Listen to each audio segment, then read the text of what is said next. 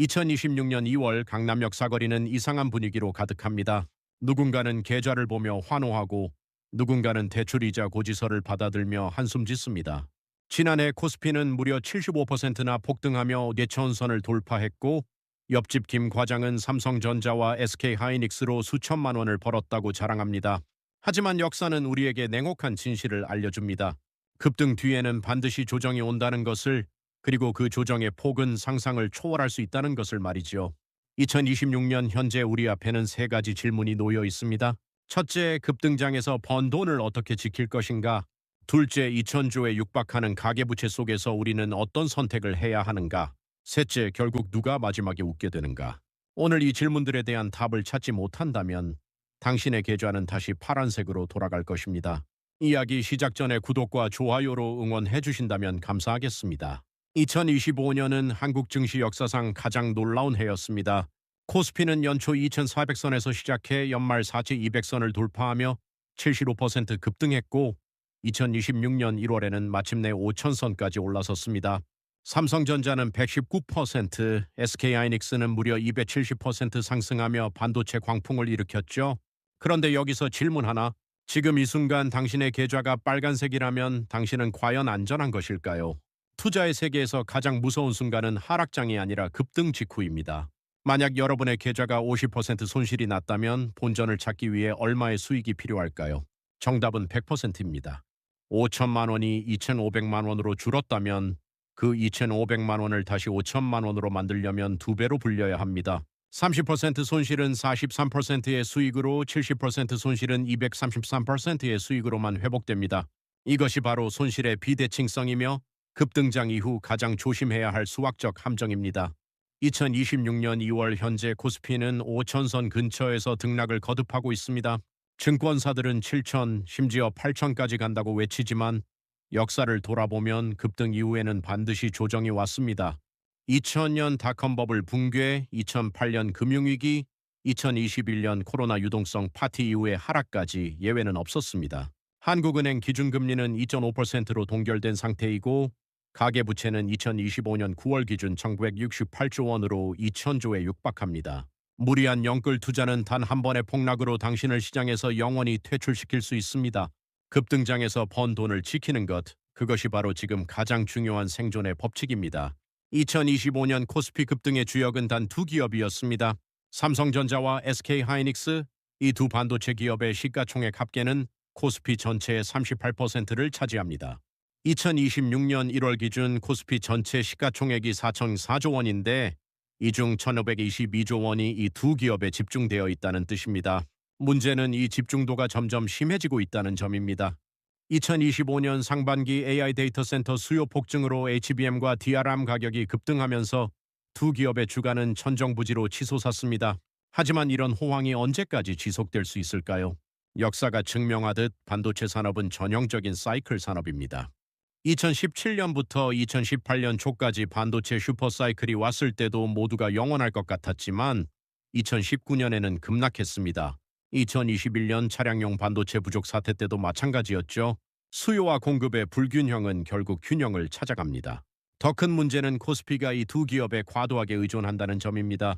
증권사 세 곳 이상이 추정한 252개 상장사의 2026년 순이익 증가분 108조 원 중 무려 70.8%인 77조 원을 삼성전자와 SK하이닉스가 차지할 전망입니다. 이 두 기업이 흔들리면 코스피 전체가 흔들리는 구조입니다. 미국 S&P 500과 비교해 보면 이 위험성이 더욱 명확해집니다. S&P 500은 2025년 17% 상승했지만 애플, 마이크로소프트, 엔비디아, 아마존, 구글 등 다양한 빅테크 기업들이 골고루 성장을 견인했습니다. 한 기업의 비중이 20%를 넘지 않으며 산업도 IT, 헬스케어, 금융, 소비자의 등으로 분산되어 있습니다. 한국 증시는 반도체 호황기에는 폭발적으로 오르지만 반도체 사이클이 꺾이는 순간 급락하는 취약한 구조를 가지고 있습니다. 2026년 현재 우리가 서 있는 곳은 정점일 수도 중간일 수도 있습니다. 하지만 한 가지는 확실합니다. 이렇게 쏠린 구조에서는 분산 투자가 선택이 아니라 필수라는 것입니다. 2025년 코스피 75% 급등을 보며 많은 투자자들이 착각에 빠졌습니다. 단기간에 큰 수익을 내는 것이 투자의 본질이라고 말입니다. 하지만 진짜 부자들은 다르게 생각합니다. 그들에게 가장 강력한 무기는 바로 시간입니다. 연 10%의 수익률이 30년 뒤에 자산을 17배로 불리는 복리의 마법. 이것은 단순한 수학이 아니라 부의 법칙입니다. 1,000만 원이 30년 뒤 1억 7천만 원이 되고 1억 원은 17억 원이 됩니다. 문제는 대부분의 사람들이 30년을 기다리지 못한다는 것입니다. 미국 S&P 500 지수는 1957년 출범 이후 배당 재투자를 포함해 연평균 10.3%의 수익률을 기록했습니다. 2025년에도 17% 상승하며 안정적인 우상향을 이어갔죠. 반면 코스피는 변동성이 극심합니다.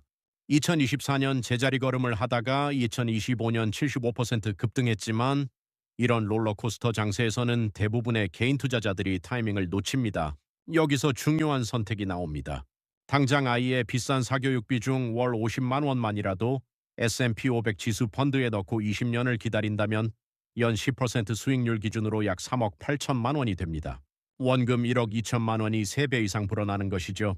하지만 같은 돈을 코스피에 투자했다면 어떻게 될까요? 2019년부터 2024년까지 5년간 코스피는 거의 제자리였습니다. 2021년 300선을 찍었다가 2024년 말 2400선으로 돌아왔으니까요. 2025년 급등으로 만회했지만 이런 변동성 속에서 흔들리지 않고 버틸 수 있는 투자자가 얼마나 될까요? 시간은 복리의 마법을 만들어내지만 그 시간을 견뎌낼 수 있는 돈의 성격이 뒷받침되어야 합니다. 급할수록 돌아가라는 말처럼 투자에서는 느릴수록 빠릅니다. 2026년 현재 우리에게 필요한 것은 단기 수익률이 아니라 장기 생존 전략입니다. 시간이 최고의 무기라는 걸 알면서도 왜 우리는 기다리지 못할까요? 2025년 코스피가 5천선을 돌파했을 때 부자들은 여유롭게 웃었지만 개인 투자자들은 오히려 불안해했습니다. 그 차이는 단 하나, 돈의 성격에 있습니다. 2026년 2월 현재 한국 가계부채는 1968조 원입니다. 이 2천조 원 돌파가 코앞입니다. GDP 대비 가계부채 비율은 90%에 육박하며 이는 전 세계에서 손꼽히는 수준입니다. 문제는 이 빚 중 상당 부분이 투자 자금으로 흘러 들어갔다는 점입니다. 부자들의 돈은 당장 안 써도 되는 돈입니다. 10년, 20년을 묵혀둬도 생활에 지장이 없는 여유 자금이죠. 하지만 개미들의 돈은 다릅니다. 전세 보증금, 결혼자금, 자녀 학자금처럼 만기가 있는 돈입니다. 심지어 대출까지 받아 투자한 경우도 많습니다. 2025년 급등장에서 영끌로 투자한 사람들을 생각해 보십시오. 코스피가 3천선일 때 대출받아 투자했다면 지금 수익이 나 있을 겁니다. 하지만 만약 지수가 다시 3천선으로 내려간다면 어떻게 될까요? 대출 이자는 매달 나가고 원금 상환 압박은 점점 커집니다. 만기가 있는 돈은 당신의 인내심을 갉아먹습니다. 시장이 요동칠 때 냉정함을 잃게 만들고 결국 가장 안 좋은 타이밍에 손절 버튼을 누르게 합니다. 2022년 금리 인상기에 수많은 영끌 쪽이 강제 청산당한 이유가 바로 여기에 있습니다. 한국은행 기준금리 2.5%는 낮아 보이지만 실제 대출금리는 46%대입니다. 연 5%의 이자를 내면서 주식 투자로 그 이상을 벌어야 하는 구조에서 과연 당신은 마음 편히 장기 투자를 할 수 있을까요? 여유 자금이 없다면 시간은 적이 됩니다. 투자의 첫걸음은 여유 자금을 만드는 것, 그것부터 시작해야 합니다. 2025년 코스피 급등장에서 가장 많이 들린 말이 있습니다. 나만 못 벌었어. 삼성전자가 119% 오를 때, SK하이닉스가 270% 오를 때 옆 사람들은 모두 대박을 터뜨린 것처럼 보였습니다. 단톡방에서는 매일같이 수익 인증이 올라왔고 당신만 뒤처진 것 같았죠. 이것이 바로 포모, 소의 공포입니다. 남들이 다 번다는데 나만 못 버는 것 같은 불안감, 이 감정이 당신을 가장 위험한 순간에 시장으로 밀어넣습니다. 2026년 1월 코스피가 5천선을 돌파했을 때 뒤늦게 뛰어든 사람들, 그들은 지금 어떤 심정일까요? 역사를 돌아보면 소의 공포에 휘둘려 고점에서 매수한 사람들은 예외 없이 큰 손실을 봤습니다. 이 2000년 코스피 1000선 돌파 직전에 뛰어든 사람들은 닷컴 버블 붕괴로 계좌가 반토막 났습니다. 2021년 코스피 300선에서 영끌한 사람들은 2022년부터 2024년까지 3년간 고통받았죠. 통계가 이를 증명합니다. 개인 투자자들의 매수 타이밍을 분석하면 항상 고점 부근에서 순매수가 폭증합니다. 반대로 외국인과 기관은 고점에서 팔고 저점에서 삽니다. 왜 이런 일이 반복될까요? 바로 포모 때문입니다. 2026년 2월 현재 증권사들은 코스피 7천, 8천을 외치고 있습니다. 하지만 냉정하게 생각해 보십시오. 지난해 75% 급등 이후 추가로 40%, 60%더 오른다는 전망이 과연 합리적일까요? 역사상 이런 급등이 2년 연속 이어진 적은 거의 없습니다. 남들이 타사는 재건축이나 신규 코인에 뒤늦게 올라타는 불안감을 심리 필터로 걸러낼 수만 있다면 당신은 이미 상위 1%입니다. 단톡방 수익 인증의 90%는 과장되었거나 일시적입니다. 조용히 꾸준히 버는 사람은 자랑하지 않습니다. 단순한 매매가 계좌를 녹이는 2026년, 아무것도 하지 않는 인내는 그 자체로 훌륭한 전략이 됩니다. 인내심을 갖췄다면 이제 실전 기술이 필요합니다. 완벽하게 역전의 발판을 마련할 기술이죠. 그런데 여기서 놀라운 질문이 나옵니다. 주가가 떨어질 때 오히려 웃을 수 있는 방법이 정말 있을까요? 대답은 그렇다입니다. 바로 적립식 투자와 리밸런싱입니다. 주가가 떨어질 때 오히려 더 많은 수량을 확보하는 이 단순한 메커니즘이 장기적으로는 가장 강력한 수익을 가져다 줍니다. 매달 같은 금액을 투자하면 가격이 낮을 때 더 많은 주식을 사게 되고 평균 매입 단가가 낮아집니다. 구체적인 예를 들어보겠습니다. 매달 100만 원씩 S&P 500 지수 펀드에 투자한다고 가정해 봅시다. 지수가 6천일 때는 0.567주를 사고 4800으로 떨어지면 0.68주를 삽니다. 20% 하락했을 때 같은 돈으로 25%더 많은 주식을 확보하는 것이죠. 2022년부터 2024년까지 코스피가 박스권에 갇혀 있을 때 적립식으로 꾸준히 모은 사람들은 2025년 급등장에서 엄청난 수익을 거뒀습니다. 평균 매입가가 2,400선이었던 이들은 지수가 5,000선을 돌파하며 계좌가 2배 가까이 불어났습니다.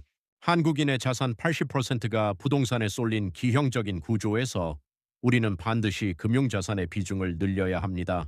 특히 한국 시장만 보지 말고 미국 배당주나 달러 자산을 일정 부분 보유하는 것이 중요합니다. S&P 500은 2025년 코스피가 제자리 걸음할 때도 꾸준히 올랐고 2025년에도 17% 상승했습니다. 포트폴리오를 주식 60%, 채권 40%로 구성하고 1년에 한 번씩 리밸런싱하는 전략도 효과적입니다. 주식이 많이 올랐을 때는 일부를 팔아 채권을 사고 주식이 떨어졌을 때는 채권을 팔아 주식을 삽니다. 이렇게 하면 자동으로 고점에서 팔고 저점에서 사는 시스템이 완성됩니다. 2026년 현재 코스피 5천선이 고점인지 중간인지는 아무도 모릅니다. 하지만 한 가지는 확실합니다. 적립식 투자와 분산 투자를 병행하면 어떤 장세에서도 살아남을 수 있다는 것입니다. 적립식 투자를 이해했다면 이제 한 단계 더 나아가야 합니다. 바로 포트폴리오 리밸런싱입니다. 2026년 2월 현재 당신의 계좌에 삼성전자와 SK하이닉스가 70% 이상을 차지하고 있다면 매우 위험한 상황입니다. 코스피 전체 시가총액의 38%를 이 두 기업이 차지하고 있다는 것은 반도체 사이클이 꺾이는 순간 시장 전체가 무너질 수 있다는 뜻입니다. 2025년 급등으로 계좌가 불어났다면 지금이 바로 리밸런싱 할 타이밍입니다. 구체적인 전략을 제시하겠습니다. 첫째, 한국 주식 비중을 전체 포트폴리오의 40% 이하로 낮추십시오. 나머지 60%는 미국 S&P 500 지수 펀드와 채권으로 분산하는 것입니다. S&P 500은 500개 기업으로 분산되어 있고 한 기업의 비중이 20%를 넘지 않습니다. 둘째, 주식과 채권의 비율을 정하고 1년에 한 번씩 원래 비율로 되돌리십시오.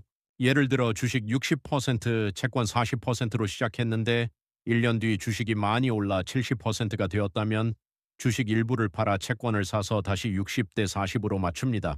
이것이 리밸런싱입니다. 이 단순한 방법이 왜 강력할까요? 2025년처럼 주식이 75% 급등한 해에는 자동으로 일부를 팔아 이익을 실현하게 됩니다. 반대로 2024년처럼 주식이 제자리 걸음하거나 하락하면 채권을 팔아 주식을 더 사게 되죠. 고점에서 팔고 저점에서 사는 시스템이 자동으로 작동하는 것입니다. 셋째, 달러 자산을 반드시 보유하십시오. 2026년 초 원달러 환율은 1,400원대를 기록하며 변동성이 큰 상황입니다. 한국 경제가 흔들릴 때 달러는 방패가 됩니다. 전체 자산의 2030%를 미국 주식이나 달러 예금으로 보유하면 환율 방어와 분산 효과를 동시에 얻을 수 있습니다. 마지막으로 부동산 편중을 줄이십시오. 한국인 자산의 80%가 부동산에 쏠려 있다는 것은 매우 위험한 구조입니다. 부동산은 유동성이 낮아 급할 때 팔기 어렵고 대출이 끼어 있으면 금리 변동에 취약합니다. 금융자산 비중을 최소 40% 이상으로 높여야 진정한 분산 투자가 완성됩니다. 지금까지 우리는 생존법부터 실전자산 배분까지 알아봤습니다. 이제 마지막으로 이 모든 것의 배경이 되는 경제 사이클을 이해해야 합니다. 왜 시장은 오르고 내릴까요? 그 답은 경제의 순환 구조에 있습니다. 경제는 크게 네 단계를 반복합니다. 확장기, 정점기, 수축기, 저점기입니다. 2020년부터 2021년까지는 전 세계가 코로나 팬데믹 극복을 위해 막대한 유동성을 풀었고 이는 자산 가격을 끌어올렸습니다. 확장기였던 것이죠. 2022년부터 2023년은 달랐습니다. 인플레이션을 잡기 위해 미국 연준과 한국은행이 금리를 급격히 올렸고 자산 가격은 숨을 고르기 시작했습니다. 수축기로 접어든 것입니다. 코스피는 3300선에서 2400선까지 빠졌고 많은 영끌족이 강제 청산당했습니다. 2024년은 저점기였습니다. 금리 인상이 멈추고 시장은 바닥을 다졌습니다. 그리고 2025년 하반기부터 AI 반도체 수요 폭증과 금리 인하 기대감이 맞물리며 새로운 확장기가 시작됐습니다. 코스피는 75% 급등하며 5천선을 돌파했죠. 그렇다면 2026년은 어떨까요? 현재 한국은행 기준금리는 2.5%로 동결되어 있고 추가 인하 여부는 불확실합니다. 가계부채 2천조 시대의 금리를 함부로 내릴 수도 없고 그렇다고 올릴 수도 없는 딜레마 상황입니다. 역사가 우리에게 알려주는 교훈은 명확합니다. IMF 때도 2008년 금융위기 때도 대중이 시장을 떠날 때 진짜 부자들은 조용히 지갑을 열었습니다. 공포가 극에 달했을 때 기회는 찾아옵니다. 반대로 모두가 낙관할 때는 조심해야 합니다. 금리가 오르면 자산 가격은 숨을 고르고 금리가 내리면 자산 가격은 다시 오릅니다. 이 단순한 원리를 이해하고 사이클의 어느 지점에 우리가 서 있는지 냉정하게 판단할 수 있다면 당신은 이미 시장의 90%보다 앞서 있습니다. 오늘 우리가 배운 원칙들은 결국 이 사이클을 견뎌내기 위한 체력을 기르는 과정이었습니다. 투자는 기술이 아니라 철학입니다. 2026년 2월 우리는 역사적 급등 이후에 불확실한 지점에 서 있습니다. 코스피 5천선이 새로운 시작인지 위험한 정점인지는 아무도 모릅니다. 오늘 말씀드린 8가지 원칙을 메모해 보세요. 손실의 비대칭성을 이해하고 반도체 쏠림의 위험을 인식하며 시간의 힘을 믿고 여유 자금으로만 투자하고 포모를 경계하고 적립식으로 꾸준히 모으고 리밸런싱으로 분산하고 경제 사이클을 이해하는 것입니다. 그리고 지금 내 계좌를 복귀해 보시길 바랍니다. 혹시 만기가 있는 돈으로 조급한 승부를 보려 했던 건 아닌지 한두 종목의 모든 것을 걸진 않았는지 말입니다. 2025년 급등으로 번 돈을 지키는 것이 2026년의 과제입니다. 결국 이기는 사람은 가장 빨리 가는 사람이 아니라 가장 늦게까지 시장에 남아있는 사람입니다. 1968조 원에서 2000조로 향하는 가계부채 속에서 2.5% 기준금리가 주는 애매한 신호 속에서 우리는 더욱 냉정해져야 합니다. 여러분의 성공적인 2026년 투자를 응원하며 오늘 영상 마치겠습니다. 구독과 좋아요는 여러분의 계좌를 지키는 첫걸음입니다. 감사합니다.